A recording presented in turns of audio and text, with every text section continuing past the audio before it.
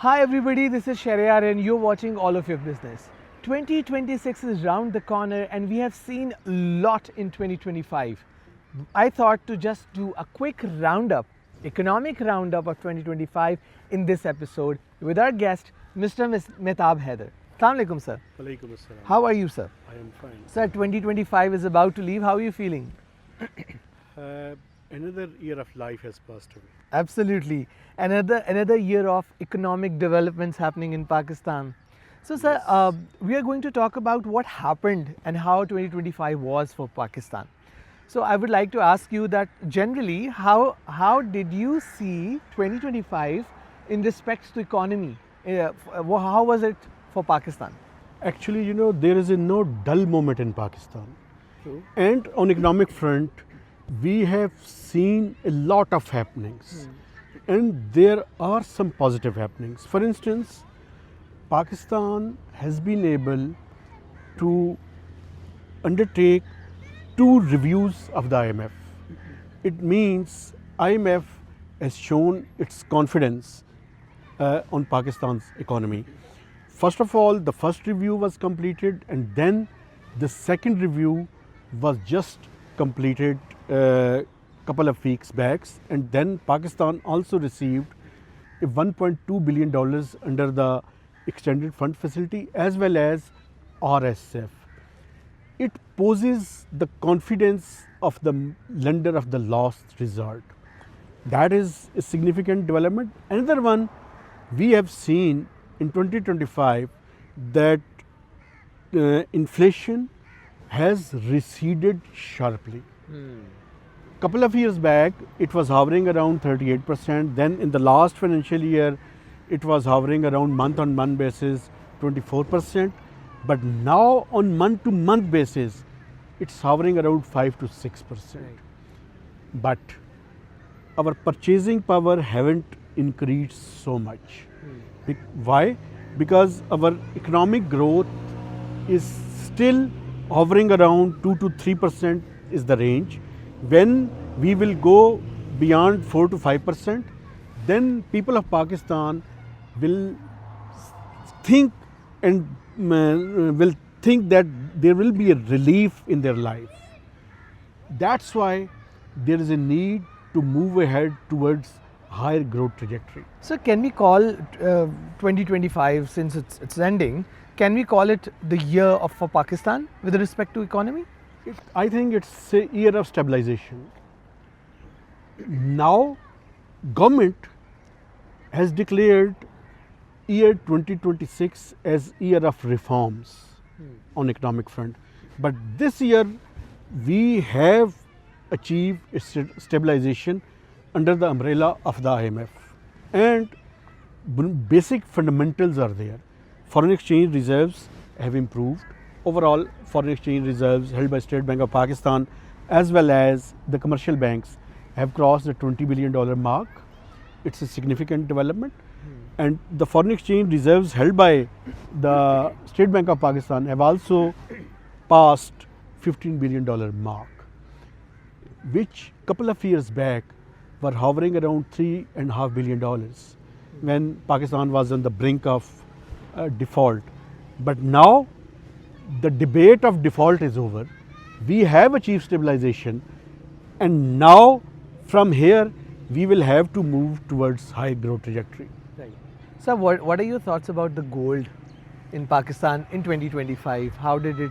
Well, its economic behavior. How do you see it? I think the prices fluctuated upward, and very sharply, yes, because gold prices are linked with the international market. So there was a surge in demand of the gold, and we have also seen a surge in the gold prices, and it was one of the unprecedented increase in the gold prices in this 2025. And sir, what are your thoughts about the tourism in Pakistan, the efforts on the government level there? Actually, tourism is the future of Pakistan, but we will have to build up a whole ecosystem to promote this in Pakistan. For instance, we can increase our dollar inflows through tourism. So there are certain sites located in Punjab, located in Sindh, located in Khyber Pakhtunkhwa. It needs to harness its real potential. And there is a lot of potential. But first of all, there is a need of proper security of the foreign tourists, and then there is a need of to build a whole infrastructure, so that I call it a whole ecosystem. If it's developed, then Pakistan's potential can be really reaped and exploited. Right. So we have talked a lot about cashless economy for Pakistan in 2025. Sir, do you see it happening now? Or how do you see it? Do you think it is achievable and doable for the government and for us in 2026? Actually, when Pakistan launched its 4G, few years we were unable to move ahead with e-wallet, and we lost that period. But now in 2025 we have seen a lot of movement, especially from the State Bank of Pakistan, from the PTA, from the Ministry of IT, and well as the cellular companies.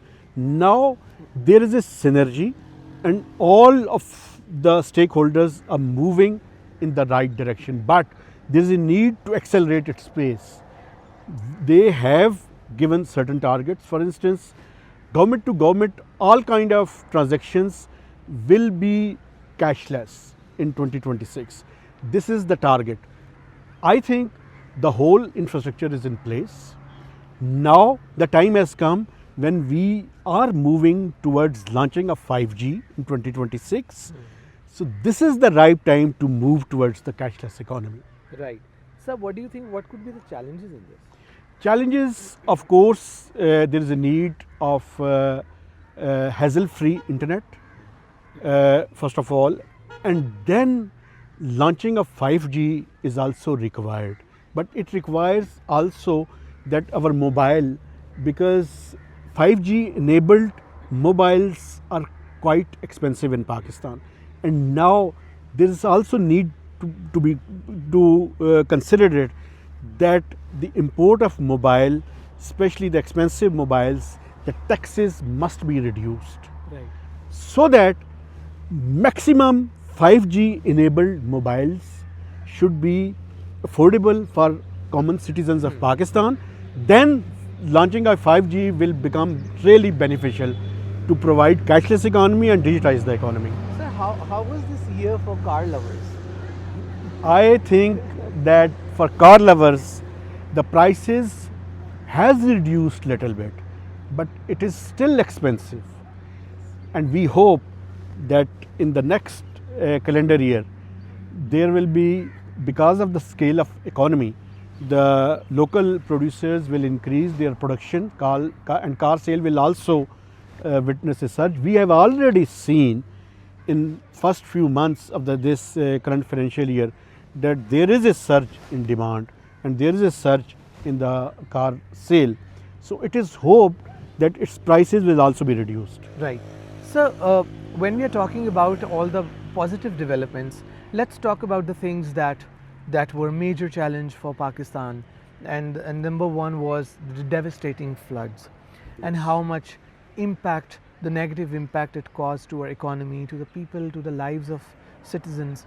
Sir, how do you see it, and how do you see it overall now? That how much time it took to get everything in normal? Actually, you know, first of all, on economic front, because there are precious lives that have caused this devastating flood. But on economic front, the major fundamental of any country to be considered is GDP growth. Pakistan has invested 4.2% of GDP growth for the current financial year before this flood. But after this flood, we have already slashed it down from 4.2% to 3.25 or maximum 3.5%. And it is the projection of the IMF. And government of Pakistan has also projected that the overall growth trajectory will be reduced because of these devastating flood.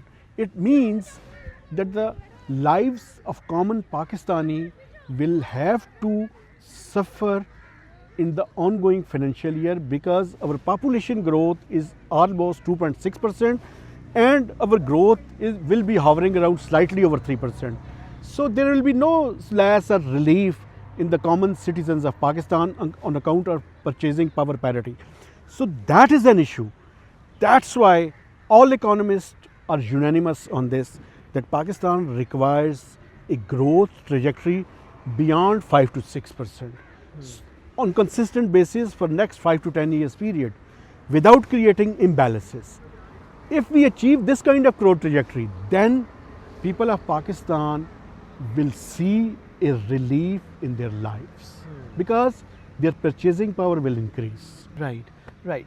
So, what do you think about the war that happened between Pakistan and India, and India was embarrassed globally, and as a result, Pakistan stood out on international level, and in fact, they were a pact, security pact with Saudi Arabia, and US deal with the US. Sir, what are your thoughts about it? This was a landmark for Pakistan in 2020. Actually, Pakistan has demonstrated its defense capability, and it was also recognized by the world because every time when President Donald Trump talked about Pakistan and India, he always remembered the Rafale were grounded by Pakistani forces. So Pakistan demonstrated its capability and everyone recognized it. Now this is the time that we will have to demonstrate that we have demonstrated that we are the best on defense services and defense related capabilities. Now we will have to convert it into economic strength of the country. Right. Now this is the time to convert it and move towards that trajectory. Are you hopeful for 2026? I am hopeful, but there are certain challenges on the economic front. And the first of all, there is a challenge on the fiscal side. Fiscal side, there are slippages on the revenue side, and there is another challenge. Our current account deficit is increasing with passage of time, and especially our exports are not up to the mark. Right. So these are the major challenges for Right. Pakistan's economy. Right. Fingers crossed, sir. Of course. Thank you so much, sir. Always welcome. That was all for today. We are going to meet you in 2026 now with new topics and with new discussions about economic developments. Till then, take very good care of yourself. This is Sharia signing out. Keep watching All of Your Business.